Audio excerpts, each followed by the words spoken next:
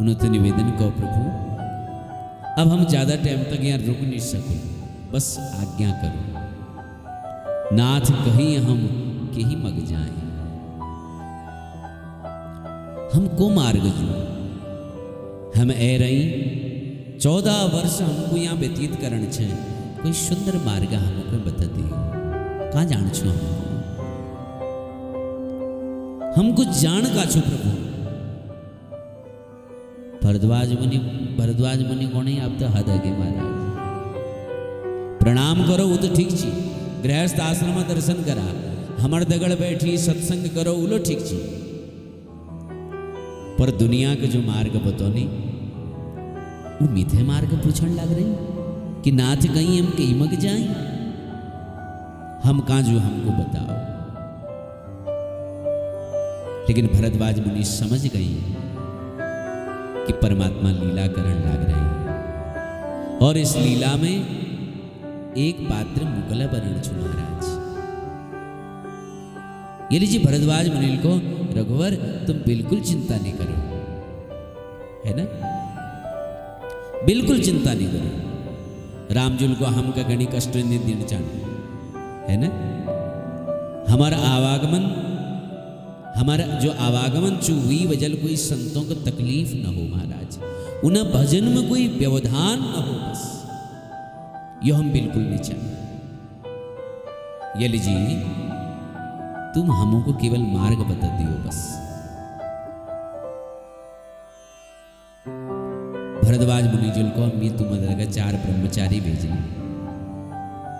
अब ब्रह्मचारियों में होड़ लग गई महाराज, बोले मी जोन भगवान तक एक को मी जोन, दूसर को मी जोन महाराज।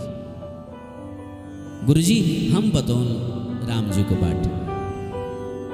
तो गुरुदेव जी भरद्वाज मुनील 4 ब्रह्मचारियों चयन करो, बोले जाओ राम जी को बाट बतवे आओ, सुंदर मार्ग बतवेर आश्रम वापस आओ। अब वो ब्रह्मचारी राम जी तक जाने भगवान उमर दगल सत्संग चर्चा करते हुए जाने, फिर देवी यमुना दर्शन करो प्रयाग में। यमुना दर्शन करते हुए प्रस्थान करने लग रही, तो एक पवित्र घटना वह घटी। राम जी जाने तो एक तपस्वी, एक ब्रह्मचारी तुरंत वाय हो महाराज। जैसे जाने तो एक ब्रह्मचारी वहां प्रकट हो वो स्थान में, और जब प्रकट हो और रामजी पास आ, और रामजी वो ब्रह्मचारी के तुरंत अपन गौ लगले महाराज। बोले राजा रामचंद्र भगवान की जय। तो रामजी तुरंत ब्रह्मचारी के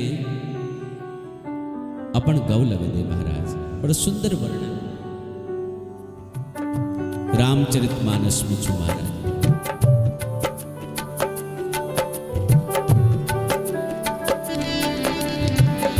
तेहि अवसर एक तापसु आवा, तेहि अवसर एक तापसु आवा, तेहि अवसर एक तापसु आवा। तेज पुंज लघु बयस सुहावा, तेहि अवसर कवि अलिखित गति पेशु विरागी, कवि अलिखित गति पेशु विरागी। मन क्रम बचन राम अनुरागी, राम सप्रेमी पुलकी उर लावा। परम रंग जन पारसावा, तेहि अवसर एक तापसु आवा। तुरंत एक ब्रह्मचारी है गो महाराज, छोटी अवस्था, नानु नान अवस्था और खूब तेजस्वी चेहरा महाराज।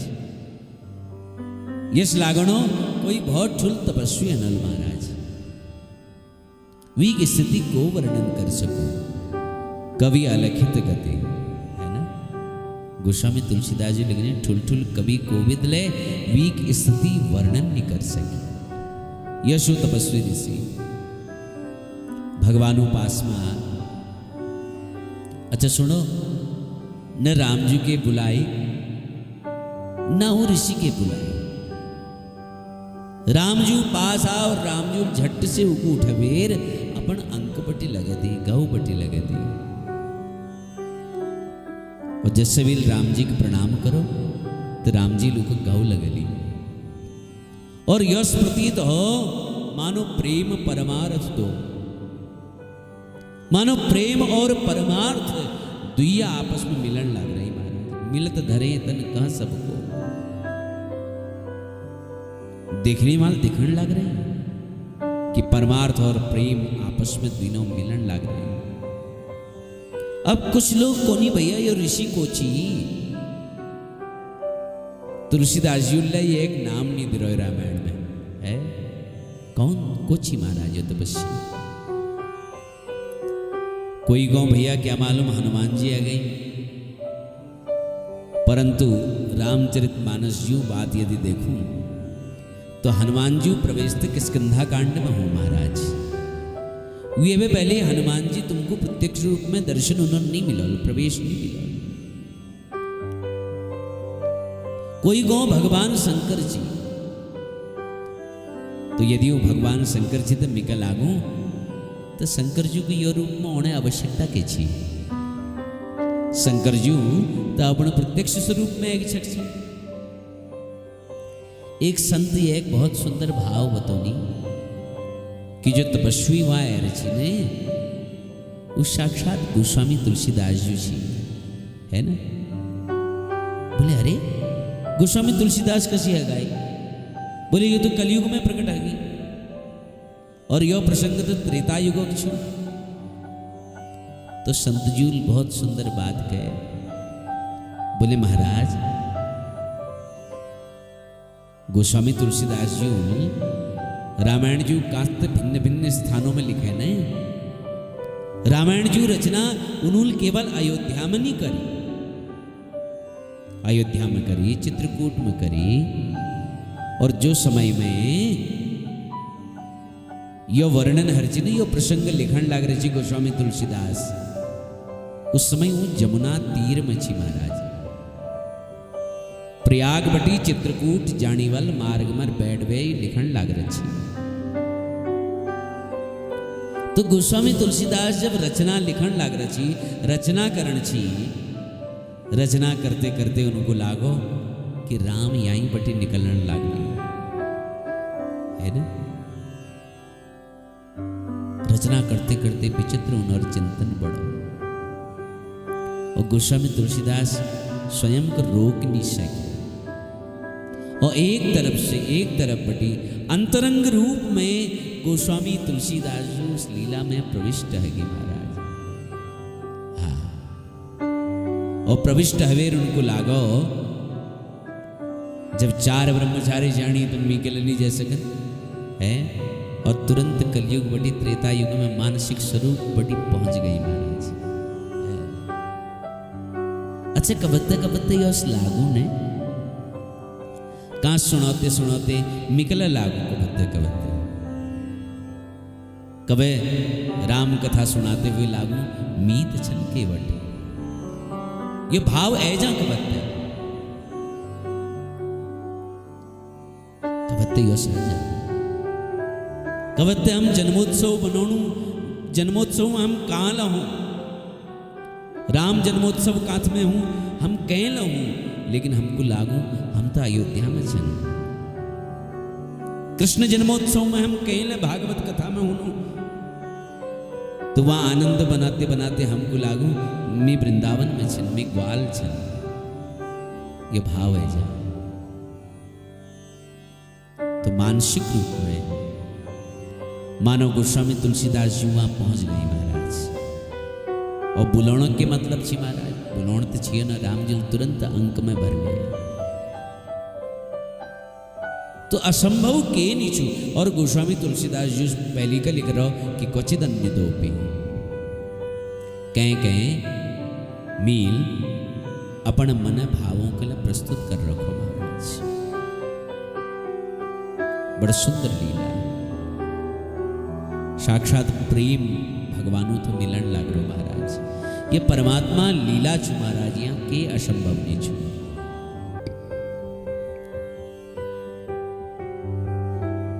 भगवान वन में जाने अनेक जो संतजन छी उन्होंने भगवानों को धन्यवाद दी कि देखो भैया कदू आनंद हो, हम सबू भगवानों दर्शन कर ले महाराज, सबू का हमको दर्शन हो। और कोई संत बहुत सुंदर भाव को नहीं संतों के दर्शन दे, संत आनंदित हो गई। और कोई संत बहुत सुंदर लिख रहा हो कि तेरी मेहरबानी का है बोझ इतना जिसे मैं उठाने के काबिल नहीं। बहुत सुंदर भाव छो। आओ जरा एक गुनगुनो। राजा रामचंद्र भगवान की जय। तो आओ मेरे दगड़ पर धावल और पर प्रेमल यो पंक्ति गुनगुनो। मेरे बहुत बड़ी लागू यो भजन, एक पंक्ति एक शब्द। तो आओ मेरे दगड़ यात्रा करो।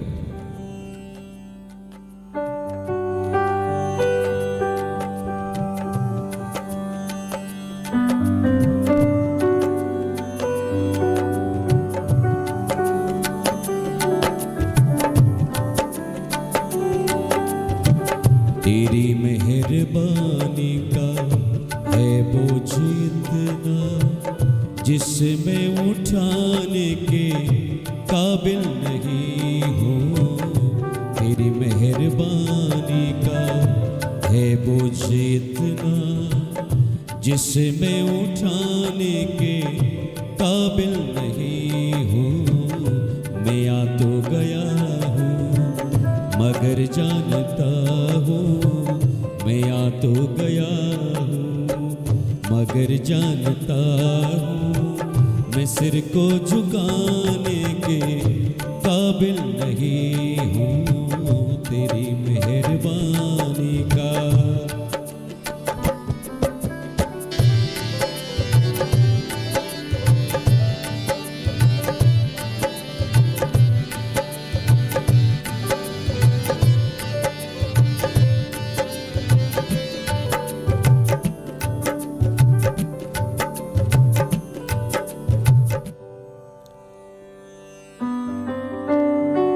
बड़े सुंदर भाव से आओ हम सब लोग ये भाव के गुनगुनो। तेरी मेहरबानी का है बोझ इतना जिससे मैं उठाने के काबिल नहीं। आओ तेरी मेहरबानी का है बोझ इतना जिसमें उठाने के काबिल नहीं हूँ। तेरी मेहरबानी का है बोझ इतना जिसमें उठाने के काबिल नहीं हूँ। मैं आ तो गया हूँ मगर जानता हूँ, मैं आ तो गया हूँ मगर जानता हूँ, मैं सर को झुकाने के काबिल नहीं हूँ। तेरी मेहरबानी का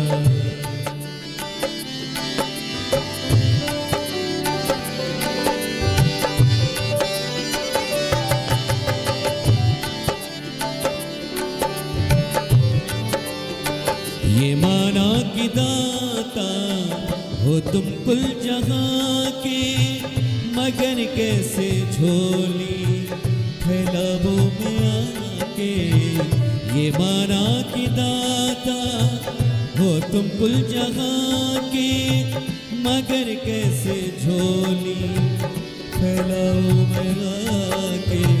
जो पहले दिया है वो कुछ कम नहीं है, जो पहले दिया है वो कुछ कम नहीं है। मैं उसी को चुकाने के काबिल नहीं हूँ।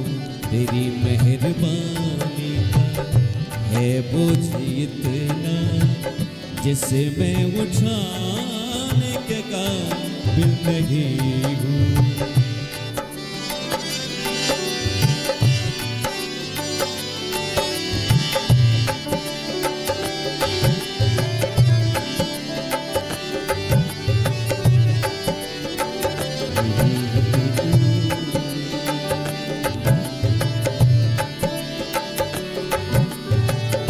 बहुत सुंदर भाव से तुम्ही ने अदा की मुझे जिंदगानी, तुम्ही ने अदा की मुझे जिंदगानी। तेरी महिमा फिर भी मैंने न जानी, तुम्ही ने अदा की मुझे जिंदगानी। तेरी महिमा फिर भी मैंने न जानी।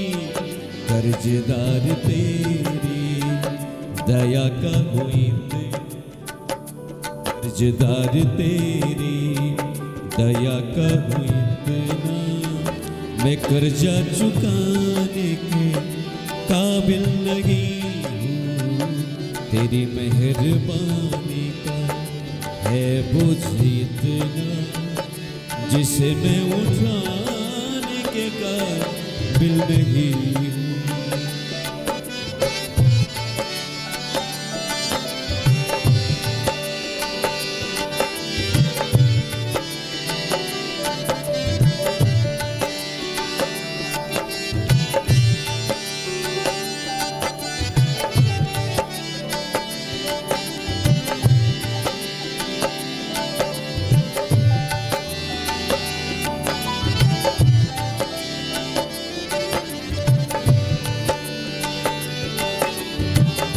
जमाने की चाहत में खुद को मिटाया, तेरा नाम हरगिज जुबां पे न आया। जमाने की चाहत में खुद को मिटाया, तेरा नाम हरगिज जुबां पे न आया। गुनाहगार हूँ मैं, सजावार हूँ मैं, गुनाहगार हूँ मैं, सजावार हूँ मैं।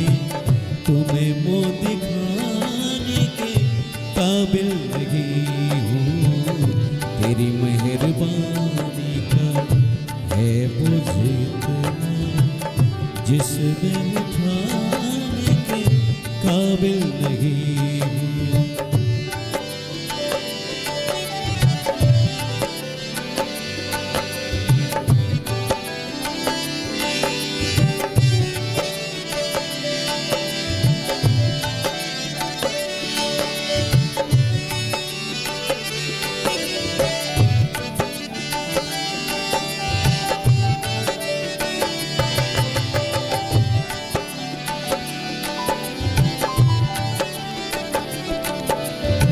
अंतिम पंक्ति में बहुत समर्पण भाव से यही मांगता हूँ, सिर को झुका लो। तेरा दी देखभाल जी भर के पालो। यही मांगता हूँ, सर को झुका लो। तेरा दी देखभाल जी भर के पालूं। सिवा दिल के टुकड़े के है मेरे मालिक, सिवा दिल के टुकड़े के है मेरे मालिक। मैं कुछ भी चढ़ाने के काबिल नहीं हूँ। तेरी मेहरबानी का है मुझे इतना, जिसे मैं उठाने के काबिल नहीं हूँ। मैं कर्जा चढ़ाने के काबिल नहीं हूँ। मैं कर्जा चढ़ाने के काबिल नहीं हूँ। राजा रामचंद्र भगवान की जय। तो संतों दर्शन करो और देखो, रामजूल ऋषि भरद्वाज जी से पूछ रहे ने कि मैं कहाँ जाऊं महाराज, मैं के बाट बताओ। देखो, मनुष्य के श्रुति स्मृति और पुराणों पथ अनुगमन करण चे, मनमुखी मार्ग ने पकड़न चे महाराज। जीवन में कुछ सिद्धांत साफ होने चाहिए, जीवन में के नियम होने चाहिए महाराज। बिना नियम में हाव नहीं चले, बिना नियम में चंदा मामाला नहीं देखे महाराज, बिना नियम में समुद्र लनी रोन। ध्यान दे,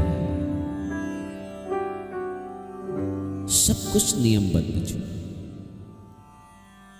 सब जगह सब कुछ नियमबद्ध छो महाराज, और सबू समय निश्चित छो। प्रातः स्मरणीय ब्रह्मानंद जी महाराज बड़ सुंदर वर्णन करने, ईश्वर तेरे दरबार की महिमा अपार है, बंदा न सके जान तेरा क्या विचार है। ईश्वर तेरे दरबार की महिमा अपार है। पृथ्वी ये जान के बिच किस आसरे खड़ी, सूरज और चांद घूमते किसके आधार हैं। ईश्वर तेरे दरबार की महिमा अपार है। दूसरी पंक्ति में लिखनी, सागर न तीर लागते। ध्यान दिया, सागर न तीर लागते, सूरज दहे नहीं, चलती हवा मर्याद से किसके करार है। ईश्वर तेरे दरबार की महिमा अपार है। भूमि बिछा है बिस्तरा, नदियों में जल भरा। भूमि बिछा है बिस्तरा, नदियों में जल भरा है, चलती हवा दिन रात जीवन का आधार है। ईश्वर तेरे दरबार की महिमा अपार है। देखो, प्रकृति हमको कदू के दी, ये सब परमात्मा विस्तार छु। फल फूल अन्न साग कंद मूल रस भरे, घृत दूध दही खान पान की बहार है। ईश्वर तेरे दरबार की महिमा अपार है। पिता है तू दयालु, तेरे बाल हम सभी। पिता है तू दयालु, तेरे बाल हम सभी। ब्रह्मानंद तुझे धन्यवाद बार बार है। ईश्वर तेरे दरबार की महिमा अपार है। इस संसार में जेल चुने सब नियमबद्ध छु महाराज। हमले नियम में बद जो, जीवन हमर नियम में बदरलो तो आनंद आल। तो आप लोग सुनो कि भरद्वाज मुनि मार्ग बता। राम जी जाने निषाद राज गुहल दगड़ में जानो। निषाद राज गुहत है को कि निषाद राज अब तुम लौट जाओ।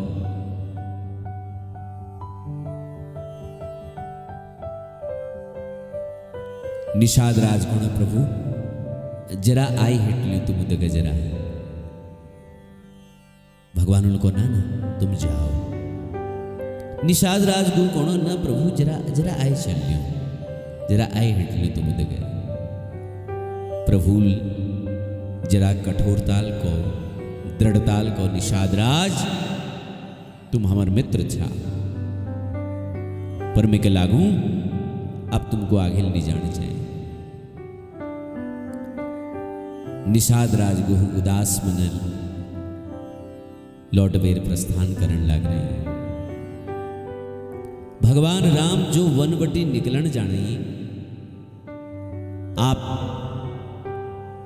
वहां आसपास में ग्रामीण अंचल में रोणीवाल जतुल नरनारी छन, बड़ सुंदर जनर मन छू, बड़ विचित्र जनेर पवित्र भावनाएं छू। सब नर नारियों राम जी को देखो कि राम जी होने, कुछ बनवासियों राम जी को देखो और जैसे देखो निवेदन करो विराजो न प्रभु, यहां बैठो जरा हमर दगड़, जरा घा लाई और बिछौना बना दी। एक पोटा तलवे घास सैया बिछदी, बिछौना बिछदी, राम लखन जानकी तीनों में बैठ गई महाराज। अब वहां पर उनर स्त्रियां न होनी तो जानकी जूल राम जू तो कहो यशु प्रभु तुम इन भाई लोगों दगड़ बैठो, मी जरा बैणी एरी उन्होंने दगे मिल लो, जरा चर्चा कर लो। अब जो कोल भील जो नारियां छी ने बनवासी जो स्त्रियां, इन्होंने जानकी जी का अपन दगड़ बैठा और बहुत सुंदर चर्चा करने लगी।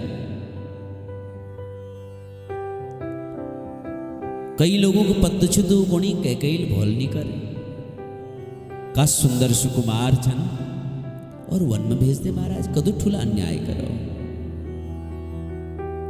क्या कोई माता भावना इतू अन्यायी हंसेगी, ठीक नहीं करे। कुछ लोग समझदार से बुलान लागी और उन माताओं पास जब जानकी जी पहुंची, आहा